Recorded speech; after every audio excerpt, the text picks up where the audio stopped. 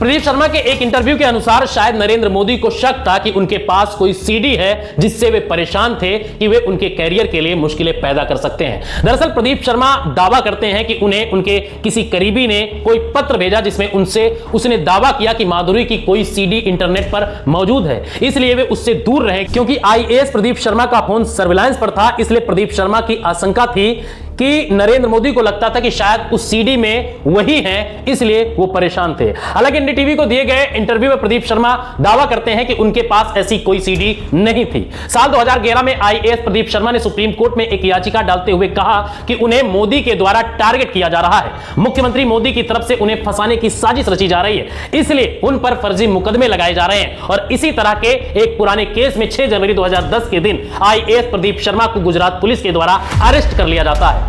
2 महीने के बाद 31 मार्च 2010 के दिन आईएएस प्रदीप शर्मा के खिलाफ एक और एफआईआर दर्ज कर ली जाती है और इसके 6 महीने के बाद 25 सितंबर 2010 के दिन भी आईएएस प्रदीप शर्मा के खिलाफ एक और केस लाद दिया जाता है। इसके भी 4 महीने बाद 22 फरवरी 2011 के दिन प्रदीप शर्मा के खिलाफ एक और मुकदमा कर दिया जाता है। इन केसों की जांच गुजरात पुलिस की क्राइम ब्रांच कर रही थी, इसलिए प्रदीप शर्मा ने सुप्रीम कोर्ट में एक याचिका डाली और इस याचिका में प्रदीप शर्मा ने कहा कि उन्हें मुख्यमंत्री के द्वारा इसलिए टारगेट किया जा रहा है क्योंकि मुख्यमंत्री को लगता है कि उनके पास माधुरी और सीएम मोदी के बीच रिश्तों की जो जानकारियां हैं वो हैं। प्रदीप शर्मा ने सुप्रीम कोर्ट से कहा कि उनके केस को गुजरात के बाहर या तो केंद्र की सीबीआई को दे दिया जाए या किसी अन्य राज्य की जांच एजेंसी से जांच करवाई जाए, क्योंकि गुजरात में उनके केस की जांच निष्पक्ष नहीं की जाएगी। लेकिन उस वक्त यह आरोप इतना बड़ा था कि सुप्रीम कोर्ट ने प्रदीप शर्मा से कहा कि वे अपनी याचिका में माधुरी और मोदी के संबंधों के बारे में जो डिटेल दी गई है उस पार्ट को हटा लें।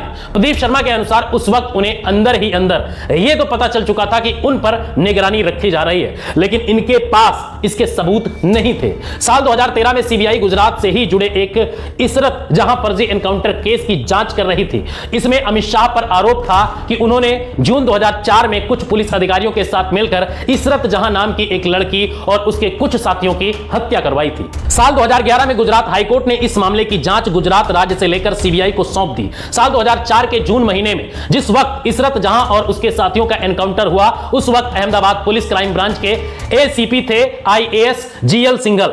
सीबीआई ने अपनी जांच में पाया कि इस तरह जहां फर्जी एनकाउंटर केस में एसीपी सीएल सिंघल का भी बड़ा हाथ था और इस तरह 22 फरवरी 2013 के दिन सीबीआई ने एसीपी सिंघल को अरेस्ट कर लिया और सिंघल ने अपनी सफाई में सीबीआई को कहा कि उन्होंने अपनी तरफ से कुछ नहीं किया, बल्कि उन्होंने जो कुछ किया वे एनकाउंटर हो या अन्य इलीगल काम, वे सब उन्होंने गुजरात के गृह राज्य मंत्री अमित शाह के कहने पर किए हैं। अपनी बात को साबित करने के लिए आईपीएस सिंघल ने अमित शाह और अपने बीच की कुछ कॉल रिकॉर्डिंग सीबीआई को सौंप दी। हालांकि ये कॉल रिकॉर्डिंग इसरत जहां केस की नहीं थी, ये कॉल रिकॉर्डिंग थी एक लड़की की जासूसी के लिए चलने वाले एक ऑपरेशन की। इन रिकॉर्डिंग्स में पता चलता है कि किस प्रकार अमित शाह के द्वारा इलीगल तरीके से एक लड़की का पीछा करवाया जा रहा था। सीबीआई की चार्जशीट के अनुसार सिंघल ने सीबीआई को बयान दिया कि यह सर्विलांस ऑपरेशन बिना किसी लीगल ऑथराइजेशन या पेपर वर्क के ही किया जा रहा था। जो कुछ हो रहा था वो सब अवैध रूप से और मौखिक आदेशों और इशारों पर हो रहा था और यह ऑपरेशन उस आदमी की निगरानी में हो रहा था जिसे अमित शाह साहब कहकर बुलाते हैं। इन कॉल रिकॉर्डिंग्स में अमित शाह बार बार यह कहते हुए सुने जा रहे हैं कि साहब का आदेश है, साहब को पता है, साहब पूछ रहे हैं। सिंघल ने सीबीआई को यह भी बताया कि जो शाह के साथ क्लोजली काम कर रहे थे उन लोगों को जर्मनी से मंगाए गए इनक्रिप्टेड फोन दिए गए। ऐसे 4 फोन अलग अलग डिपार्टमेंट के सबसे बड़े अधिकारियों को दिए गए ताकि इनकी बातचीत को कोई पकड़ ना सके। सिंघल के इस फेवर के बाद सीबीआई ने भी सिंघल पर फेवर किया और मई 2013 में सिंघल को जमानत मिल जाती है।